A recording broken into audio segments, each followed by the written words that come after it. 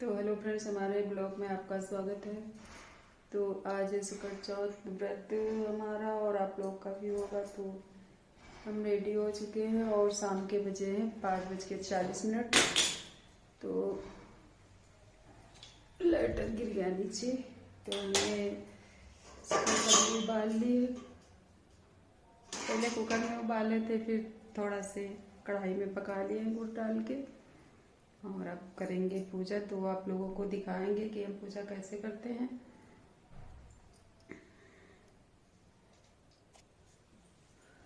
सो रहा है भैया का दूध रखे किनारे से गिर जाए नीचे, जमीन में मार बोलते हैं।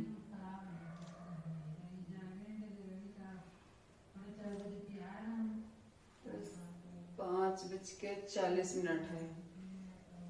तो फैमिली हम जा रहे हैं पूजा करने और अभी आप लोगों को दिखाएंगे कि हम कैसे पूजा कर रहे हैं। शाम हो गई है।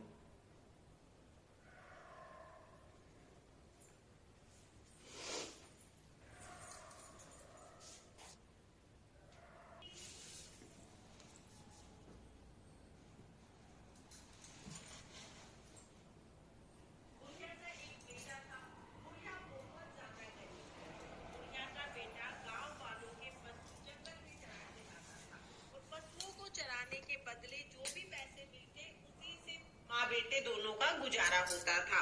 इस तरह से दिन बीत रहे थे।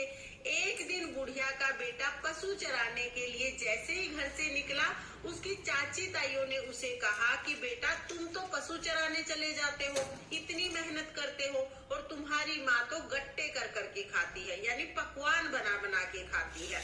उस बुढ़िया के बेटे ने कहा ऐसा तो हो ही नहीं सकता, मेरी माँ ऐसा कर ही नहीं सकती। उसकी चाची ताई बोली अगर तुम्हें यकीन नहीं है तो आज अपने घर थोड़ा जल्दी चले जाना, अपनी आंखों से ही देख लेना। बुढ़िया के बेटे ने सोचा चलो ठीक है, आज जाके देख लेता हूँ। बुढ़िया का बेटा रोजाना से थोड़ा पहले घर आ गया। उस दिन सकट चौथ का व्रत था।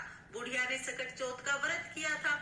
बुढ़िया तिल टटका के, तिल भून के तिलकुट बना रही थी। जब बुढ़िया का बेटा आया, उसने अपनी माँ को तिलकुट बनाते हुए देखा तो उसके यकीन हो गया कि मेरी चाची ताई तो ठीक कह रही थी।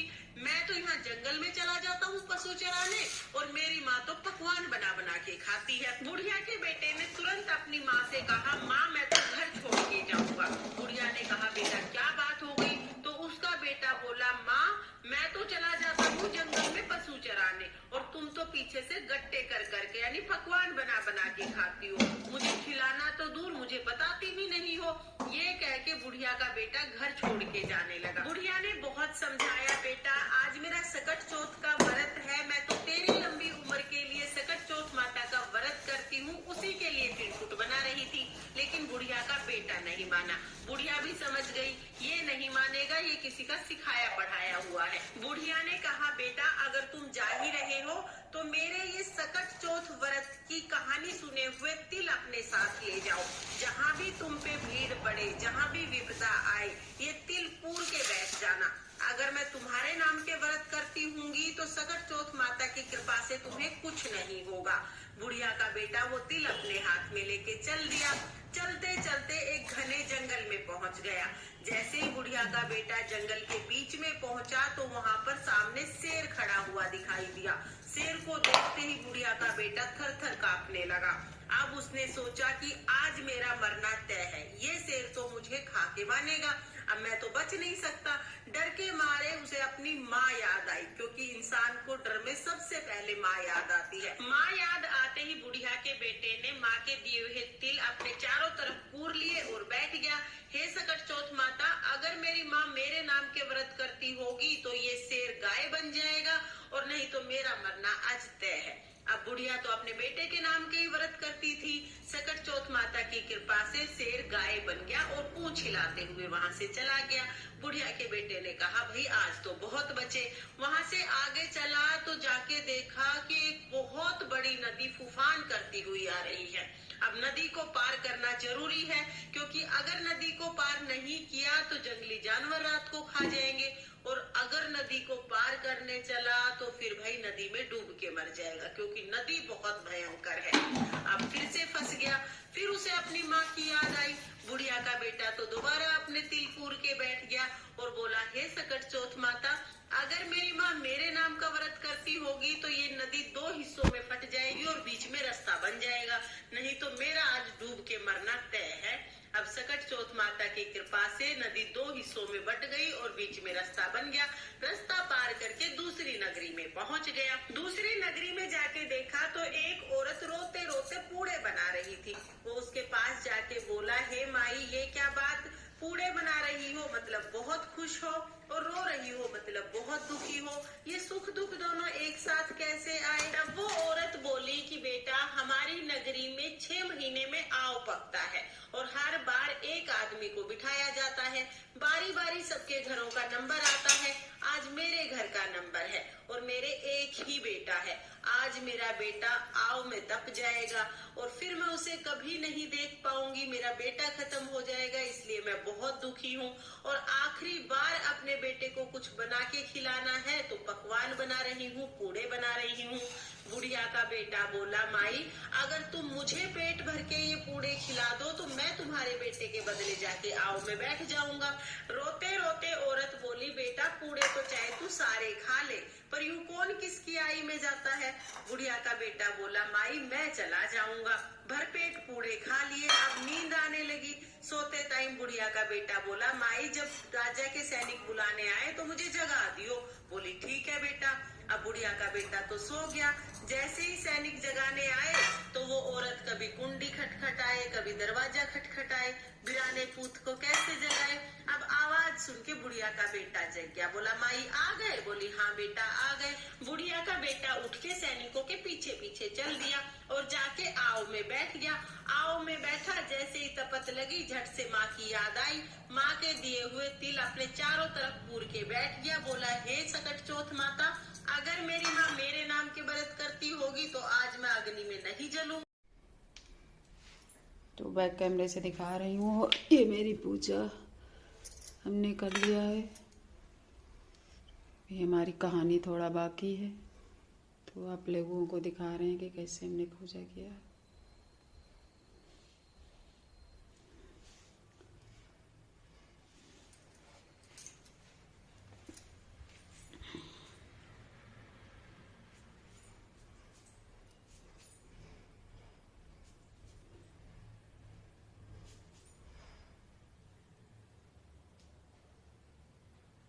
की धार सीधा बुढ़िया के बेटे के मुंह पे गिरी, सारी मूछ भी गई। सकट चौथ माता की कृपा से जैसे ही बुढ़िया ने अपने बेटे की आवाज सुनी, बुढ़िया को तो दिखाई देने लग गया। अब बेटा अपनी माँ से माफी मांगने लगा। माँ कहाँ अपने बेटे से ज्यादा दिन नाराज रहती। बुढ़िया ने तो झट से अपने बेटे बहू को गले लगा लिया। हे सकट चौथ माता, जैसे बुढ़िया के साथ पहले करी वैसे किसी के साथ मत करियो, जैसे बाद में हुई वैसे सबके साथ करियो। इस कहानी को कहते, सुनते, हुकारा भरते सब पे अपनी कृपा दृष्टि बनाए रखियो और सबकी संतान को लंबी उम्र दियो। ये थी सकट चौथ की कहानी। इसके बाद हम एक विनायक जी की यानी गणेश जी की कहानी भी जरूर सुनेंगे। तो चलिए अब मैं आपको विनायक जी की कहानी सुना देती हूँ। एक बार एक गांव में दो दौरानी जिठानी रहती थी। देवरानी बहुत अमीर थी और जेठानी बहुत गरीब थी। जेठानी देवरानी के घर काम करने जाती थी और जो भी बचा कुचा बचता, जो रोटी सब्जी जो बचती बची हुई, वो अपने घर लाके बच्चों को खिला देती थी। इसी तरह जेठानी का काम चल जाता। आया सकट चौथ का व्रत। उस दिन जेठानी ने सकट चौथ का व्रत कर लिया तो जेठानी देवरानी के घर काम करने नहीं गई। अब वो काम करने नहीं गई तो जो बचा कुचा आता था उस दिन वो भी नहीं आया। बच्चे खाना मांगने लगे, माँ खाना दो खाना दो। अब वो खाना कहाँ से दे? बच्चे रोने लग गए। उसका आदमी घर आया और देखा कि ये काम करने तो गई नहीं, व्रत करके बैठ गई, बच्चे रोने लग रहे हैं। आदमी को बहुत गुस्सा आया तो दमड़ दमड़ कूट दी। अब वो तो बेचारी कुटी पिटी एक कोने में पड़ी रोती रही। इतने में आ गए विनायक महाराज। बाहर से आवाज लगाई, भाई घर में कोई है? तो बोली, हाँ महाराज मैं हूँ, बोलो। तो बोले, बेटा मैं तो निमटवा जाऊंगा यानी फ्रेश होऊंगा, शौचालय चाहिए। बोली, महाराज कहाँ के शौचालय? पूरा ही घर शौचालय, जहाँ जी करे वहाँ कर लो। अब विनायक महाराज का तो सेठ के घर वासा था, पूरे घर में कर दिया।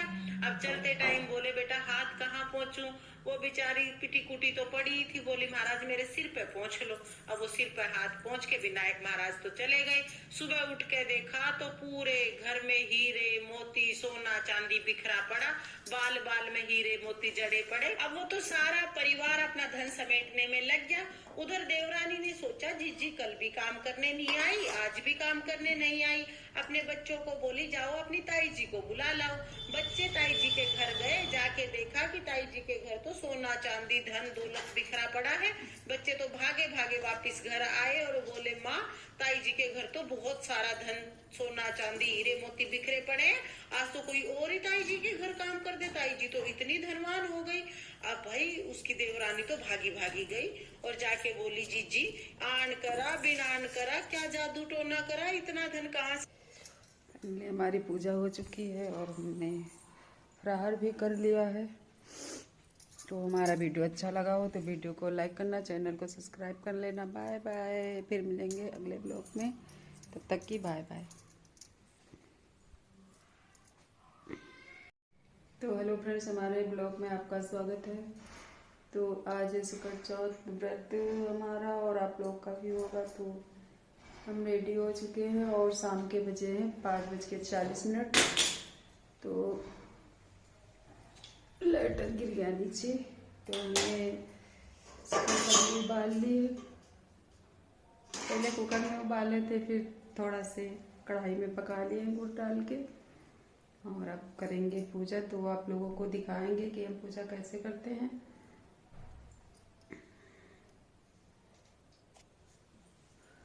सो रहा है भैया का दूध रखे हो किनारे से गिर जाए नीचे, जमीन में बोलते हैं।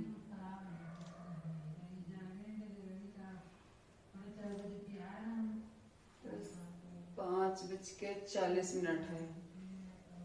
तो फैमिली हम जा रहे हैं पूजा करने और अभी आप लोगों को दिखाएंगे कि हम कैसे पूजा कर रहे हैं। शाम हो गई है।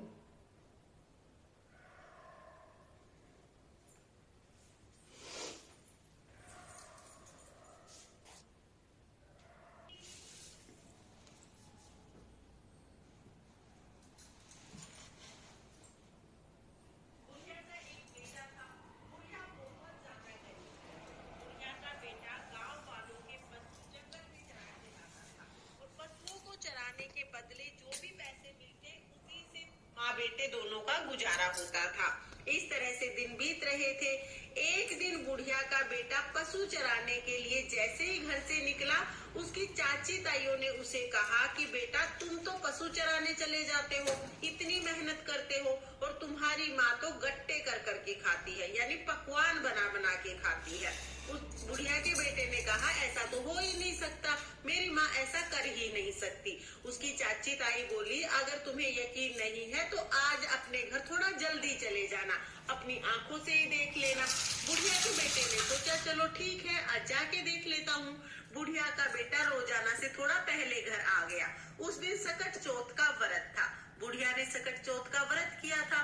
बुढ़िया तिल टटका के तिल भून के तिलकुट बना रही थी।